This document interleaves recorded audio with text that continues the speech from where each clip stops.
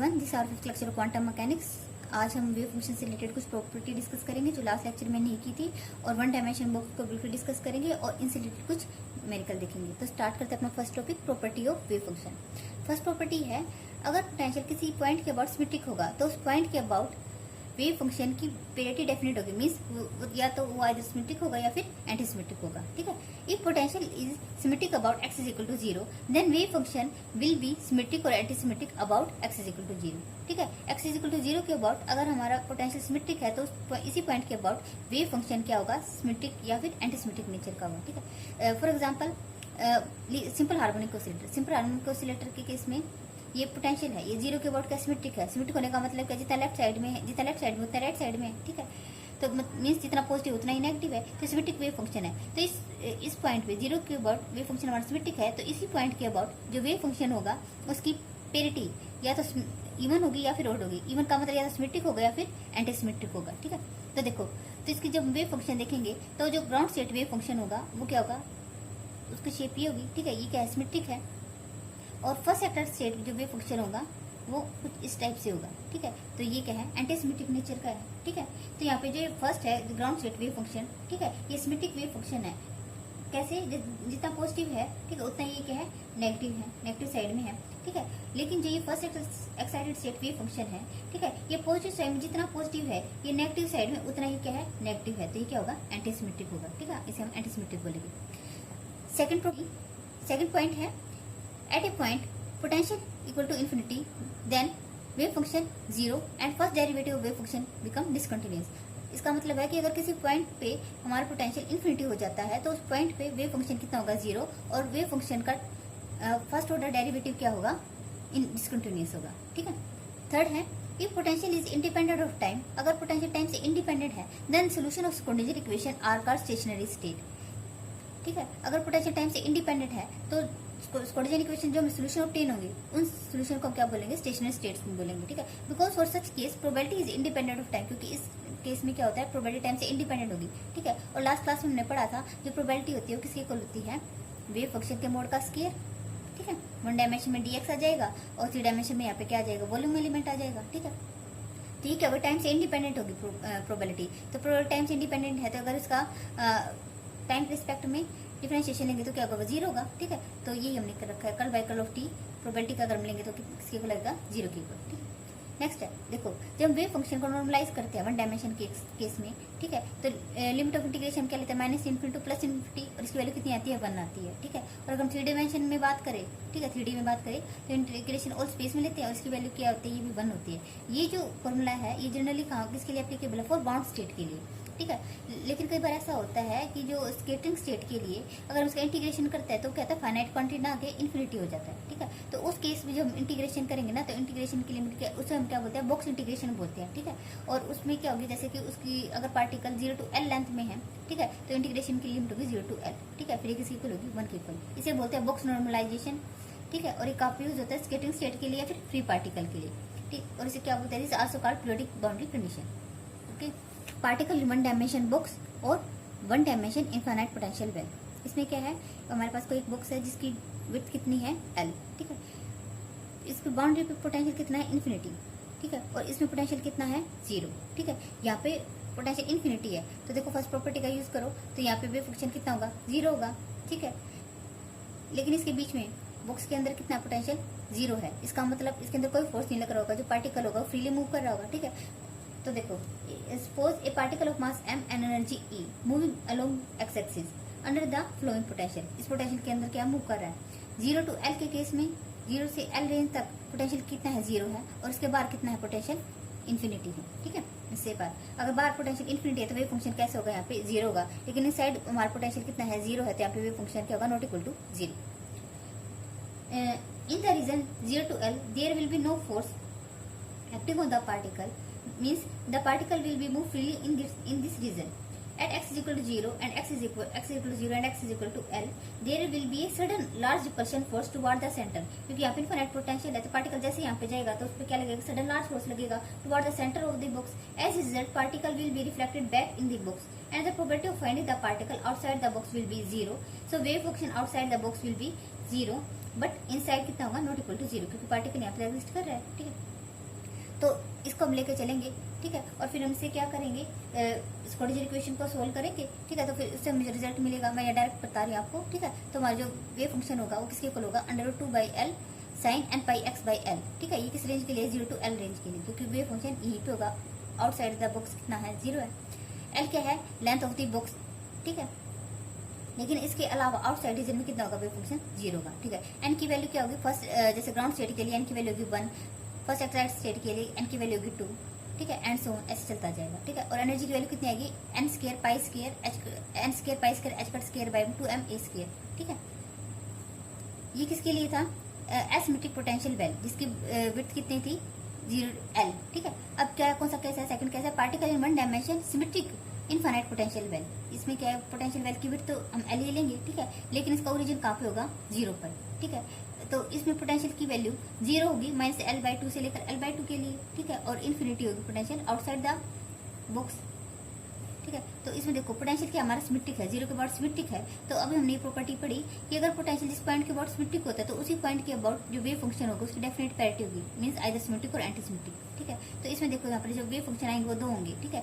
ये किसके लिए होगा, इवन पैरिटी के लिए सिमेट्रिक वेव फंक्शन, और ये क्या होगा, odd parity means anti symmetric के लिए, ठीक है। अगर n की वैल्यू 1, 3, 5 लेंगे तो हम इस वेव फंक्शन को यूज करेंगे, और जब n की वैल्यू 2, 4, 6, 8 होगी तब हम इस वेव फंक्शन को यूज करेंगे, ठीक है। मींस ग्राउंड स्टेट के लिए वेव फंक्शन ये होगा, और फर्स्ट एक्साइड स्टेट के लिए ये वेव फंक्शन यूज होगा। ग्राउंड स्टेट के लिए n की वैल्यू 1 होगी, और फर्स्ट एक्साइड स्टेट के n की वैल्यू 2, सेकंड एक्साइड स्टेट के n की वैल्यू 3, ठीक है।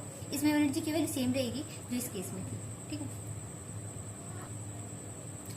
नेक्स्ट देखो, वन डायमेंशन केस में वेव फंक्शन का जो डायमेंशन होगा वो क्या होगा, √1/L। 2 डायमेंशन में 1/√L की पावर 2, 3 डायमेंशन के लिए 1/√L की पावर Q। देखो अभी हमने देखा वन डायमेंशन बॉक्स के केस में वेव फंक्शन की वैल्यू कितनी थी, 1/√2/L sin nπx/L, ठीक है। अब ये वाली जो क्वांटिटी है साइन वाली, ये क्या है, डायमेंशनलेस है, ठीक है। और ये 2/A या बोल दो L, ठीक है, यानी कि लेंथ ऑफ द बॉक्स, तो ये इसका डायमेंशन होगा, वो क्या होगा, लेंथ का डायमेंशन होगा, ठीक है। तो वन डायमेंशन केस में कितना आ जाएगा, 1/√L। 2 डायमेंशन के लिए 1/√L², 3 डायमेंशन के लिए 1/√L3, ठीक है। अब देखो नेक्स्ट क्या है, इफ पोटेंशियल x = 0 पर कितना है, इन्फिनिटी है, x = a पर भी क्या है, इन्फिनिटी है, ठीक है, इसके बियॉन्ड भी क्या है, इन्फिनिटी है। बट इनसाइड द वेल इसका पोटेंशियल की वैल्यू कितनी है, v0, जो क्या है, कांस्टेंट है। तो इस केस में अगर आपसे एनर्जी पूछे, एनर्जी कितनी होगी, तो कितनी होगी, n² π² h² m² plus v0, ठीक है। यहाँ पे कितना जाएगा, v0 हो जाएगा। देखो जैसे कि वन डायमेंशन बॉक्स के केस में इनसाइड द वेल पोटेंशियल कितना था, 0 था, ठीक है। तो यहाँ पे कितना है, v0 है, तो हम सिंपली से ऐड कर देंगे, ठीक है। नेक्स्ट क्या है, if A particle is moving under A potential Vx = Δx + Δx - a, calculate is energy. तो हम इसकी एनर्जी कैलकुलेट करनी है, ठीक है। अब ये देखो जो ये क्वेश्चन पूछा गया है ना, ये पार्टिकल इन बॉक्स वाले क्वेश्चन को मॉडिफाई करके पूछा गया है, ठीक है। जो आप वन डायमेंशन में स्टडी करते हैं ना, बस उसी को की प्रेजेंटेशन थोड़ा डिफरेंट करके दे रखी है इस क्वेश्चन में, ठीक है। देखो यहाँ पे जो पोटेंशियल है, ठीक है, इसमें एक डायरेक्ट डेल्टा फंक्शन का यूज किया गया। हमें पता है डायरेक्ट डेल्टा फंक्शन की क्या प्रॉपर्टी होती है, किसकी वैल्यू 0 होती है हर एक पॉइंट पे, ठीक है, लेकिन इसकी वैल्यू इन्फिनिटी हो जाती है जहाँ पे इसका आर्गुमेंट की वैल्यू 0 होती है, ठीक है। तो अगर हम इसके आर्गुमेंट की वैल्यू 0 पुट करेंगे, यानी कि x = 0 पर पोटेंशियल कितना होगा, इन्फिनिटी होगा, और x = a पर भी पोटेंशियल की वैल्यू कितनी होगी, इन्फिनिटी होगी, ठीक है। तो ये कुछ ऐसा ही केस बन गया ना, 0 to a के लिए। तो 0 पर पोटेंशियल इन्फिनिटी है और a पर पोटेंशियल इन्फिनिटी है, ठीक है। तो इस केस में एनर्जी वही आएगी जो वन डायमेंशन बॉक्स के अंदर कैलकुलेट करते हैं, n² π² h² m a²। ये क्या है, width of the well. Next है, if potential Vx = Δx + a/2 + Δx - a/2, then right energy and wave function, ठीक है। तो इस केस में एनर्जी और वेव फंक्शन लिखा है, ठीक है। तो ये किसका केस हो गया, ये one dimension symmetric potential box का केस हो गया, ठीक है। तो इस केस में देखो potential symmetric about the point x = 0, x = 0 के बाद हमारा पोटेंशियल सिमेट्रिक है, ठीक है। तो वेव फंक्शन जो होगा हमारा वो क्या होगा, उसकी पैरिटी डेफिनेट होगी, मींस आइदर सिमेट्रिक और anti symmetric about the point x = 0। अब देखो जो पोटेंशियल है कहाँ पे इन्फिनिटी है, अगर इसके आर्गुमेंट को 0 रखोगे तो x = -a/2 और x = a/2, ठीक है। तो x = a/2 और a/2 पर पोटेंशियल लेवल इन्फिनिटी, इनसाइड कितना है, 0। तो इसके लिए एनर्जी जो हमने लास्ट वाले उसमें टॉपिक में डिस्कस की थी, कितनी होगी, n² π² h² m², ठीक है। एक एबिट जब 20 की यही है ना, ठीक है। और ये सिमेट्रिक के लिए वेव फंक्शन, ये एंटी सिमेट्रिक पार्ट के लिए वेव फंक्शन। नेक्स्ट है, देखो जो हमें लास्ट लेक्चर में पढ़ा था, जो स्क्रोडिंजर इक्वेशन है वो क्या लीनियर डिफरेंशियल इक्वेशन है, ठीक है। और ये पार्शियल डिफरेंशियल इक्वेशन होने के चलते इसके मैनी सोल्यूशन होंगे, ठीक है। तो मैनी सोल्यूशन होने की वजह से जो भी सोल्यूशंस होंगे, ठीक है, मैंने सोल्यूशन है और ये लीनियर डिफरेंशियल इक्वेशन है, तो उन सभी सोल्यूशंस का जो कॉम्बिनेशन होगा वो भी इसका सोल्यूशन होगा, ठीक है। तो इसका मतलब क्या होगा कि अगर पार्टिकल कई ऐसे भी हो सकता है कि वो सुपरपोजिशन स्टेट में हो, और सुपरपोजिशन स्टेट में जब होगा तब उसकी एनर्जी क्या होगी, जो एनर्जी हम कैलकुलेट करते हैं, ठीक है, ये वन डायमेंशन बॉक्स में इसके अलावा भी हो सकती है, ठीक है। एनर्जी ऑफ द पार्टिकल में भी डिफरेंट फ्रॉम इस वाले energy is equal to n square pi square h cut square two m square, so that state is called superposition state. अगर पार्टिकल, तो उस टाइम पे पार्टिकल क्या बोला जाएगा कि वो सुपरपोजिशन स्टेट में, ठीक है। अगर पार्टिकल किसी डेफिनेट स्टेट में होगा, ठीक है, तब तो एनर्जी की वैल्यू फिक्स होगी, एन की वैल्यू 1 पुट करेंगे, ठीक है। अगर ग्राउंड स्टेट में है, फर्स्ट एक्टर स्टेट में है तो एन की वैल्यू 2 पुट करेंगे, ठीक है। ऐसे ही अगर थर्ड स्टेट में तो एन की वैल्यू 3, ठीक है। लेकिन अगर क्या होगा, पार्टिकल सुपरपोजिशन स्टेट में होगा तब पार्टिकल एनर्जी की वैल्यू इससे डिफरेंट भी आ सकती है। नेक्स्ट क्वेश्चन है, wave function the particle in an infinite potential well is given by. Infinite potential well के केस में वेव फंक्शन हमारा ये है, ठीक है। तो इसमें हमें क्या निकालना है, ये जो वेव फंक्शन दे रखा है ये किस पे दे रखा है, time t is equal to 0 पर, ठीक है। और हमें वेव फंक्शन बताना है टाइम t पर, ठीक है। तो देखो इसमें क्या होता है, जब भी हमें वेव फंक्शन किसी टाइम t पर निकालना होता है ना, तो उस केस में हम क्या करते हैं, करने के लिए हम उसे क्या करते हैं, जब टाइम t इक्वल टू 0 पर वेव फंक्शन दे रखा है उससे मल्टीप्लाई करते हैं, ठीक है। और एक्सपोनेंशियल की power iota e n t by h पर उसे मल्टीप्लाई कर देते हैं, ठीक है। इसको बोल सकते हैं कि स्पेशल पार्ट से मल्टीप्लाई करके उनका सम कर देते हैं, ठीक है। तो हमें वेव फंक्शन मिल जाएगा किसी टाइम t पर। अब देखो जी हमारी वेव फंक्शन है, जो गिवन वेव फंक्शन है ये क्या नॉर्मलाइज है। लास्ट क्लास में हमने डिस्कस किया था कि जब भी वेव फंक्शन में लीनियर कॉम्बिनेशन में दे रखा हो तो हम क्या करते हैं, कांस्टेंट के मोड का स्क्वायर करके लेते हैं, जैसे c1 mode square plus c2 mode square, ठीक है। और अगर जितनी भी टर्म है उन सभी का सम किसी को लाना चाहिए, 1 के इक्वल लाना चाहिए, ठीक है। तो नॉर्मलाइज कहलाएगा। अब यहाँ पे दो टर्म है तो इनका स्क्वायर करके देखो, तो यहाँ पे कितना है, फर्स्ट कांस्टेंट √2/5 और एक √3/5, ठीक है। तो कितना आ जाएगा, इसका स्क्वायर करेंगे 2/5 प्लस 3/5, ये किसके इक्वल आ रहा है, तो ये फंक्शन हमारा क्या नॉर्मलाइज है, ठीक है। तो इसमें हम क्या करेंगे, जो वेव फंक्शन ये क्या है, जो यहाँ पे फिक्स में लिख रखा है ये n की वैल्यू है, ठीक है। ये क्या फिक्स में n की वैल्यू है, तो इसके कॉरस्पॉन्डिंग देखो वेव फंक्शन क्या होगा, वन डायमेंशन बॉक्स के केस में क्या होता है, wave function √2/a sin πx/a, ठीक है। और उसके कॉरस्पॉन्डिंग एनर्जी क्या होती है, pi square h cut square by 2m square. ये क्या है, सेकंड के लिए लिखेंगे वेव फंक्शन और उसके कॉरस्पॉन्डिंग एनर्जी लिख देंगे, ठीक है। देखो यहाँ पे n है तो यहाँ पे भी n है, जो वेव फंक्शन आएगा उसके कॉरस्पॉन्डिंग इसके साथ एनर्जी लिखी जाएगी और उसे भी हम क्या कर देंगे, सम कर देंगे, ठीक है। नेक्स्ट क्वेश्चन है, 1000 particle are in superposition state of infinite potential well. Wave function. So if state of particle are given by wave function, ठीक है। तो देखो ये क्या है, वेव फंक्शन हमें गिवन है 1/√7 psi1 √2/7 psi2 2/√7 psi3. If the measurement is done, then how many particle can be found in state psi1? तो हमें ये बताना है कि psi1 स्टेट में कितने पार्टिकल प्रेजेंट होंगे। देखो लास्ट क्लास में डिस्कस किया था कि जब भी वेव फंक्शन हमारे सुपरपोजिशन स्टेट में गिवन होगा तो क्या होगा, उन कांस्टेंट टर्म के मोड का स्क्वायर हमें प्रोबेबिलिटी देगा। ये बात हमें कब अप्लाई करनी है, जब हमारा वेव फंक्शन क्या नॉर्मलाइज हो। अब देखो ये फंक्शन है जो हमारा गिवन वेव फंक्शन है वो क्या नॉर्मलाइज है, 1/7 इसका स्क्वायर करो, c1 का स्क्वायर, c2 का स्क्वायर, c3 का स्क्वायर, ये है c1, ये है c2, ये है c3, इनका स्क्वायर करो तो कितना आएगा, 1/7 प्लस 2/7 प्लस 4/7, ये किसी इक्वल है 1 के इक्वल, 4 + 2 6 और 1 7, ठीक है। 7/7 तो 1 के इक्वल है, ठीक है। तो इसका मतलब वेव फंक्शन है वो क्या है, नॉर्मलाइज है। अब हमें फर्स्ट स्टेट के लिए निकालना है ना, तो इस केस में अगर प्रोबेबिलिटी देखें तो प्रोबेबिलिटी किसके इक्वल होगी, c1 के मोड का स्क्वायर यानी कि 1/7 इक्वल, ठीक है। तो प्रोबेबिलिटी होगी 1/√7 का स्क्वायर और ये किसके इक्वल होगी, n1/n। n1 क्या है, number of particle present in state 1, ठीक है। और n क्या total number of particle, probability ऐसे कैलकुलेट करते हैं ना कि number of particle in given state divide by total number of particle. तो यहाँ से हम n1 कैलकुलेट करेंगे तो क्या आ जाएगा, n/7, तो नंबर ऑफ पार्टिकल हमें गिवन है, ठीक है। 1000 डिवाइड बाय 7, ये अप्रोक्सीमेटली किसके इक्वल आएगा, 143 के, ठीक है। तो आंसर होगा फर्स्ट स्टेट में हमारे 143 पार्टिकल प्रेजेंट है। नेक्स्ट है, if wave function a sin x/x then which of the following statement is correct, ठीक है। तो इसमें कौन सी स्टेटमेंट करेक्ट है, तो ये जो न्यूमेरिकल है ये वेव फंक्शन की प्रॉपर्टी के ऊपर है, ठीक है। तो देखो फर्स्ट ऑप्शन है, it is not allowed wave function, ये अलाउड वेव फंक्शन नहीं होगा। It represent scattering state wave function, it represent bound state wave function at x is equal to 0, potential is infinity, ठीक है। तो हर एक question को हम बारी बारी से चेक करेंगे। वेव फंक्शन हमारी ये गिवन है, ठीक है।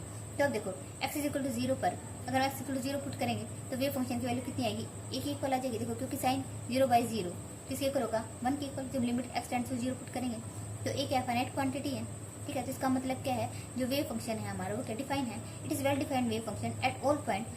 तो इसका मतलब जो वेव फंक्शन है वो क्या अलाउड वेव फंक्शन होगा। तो ऑप्शन ए जो है वो हमारा क्या है, करेक्ट है।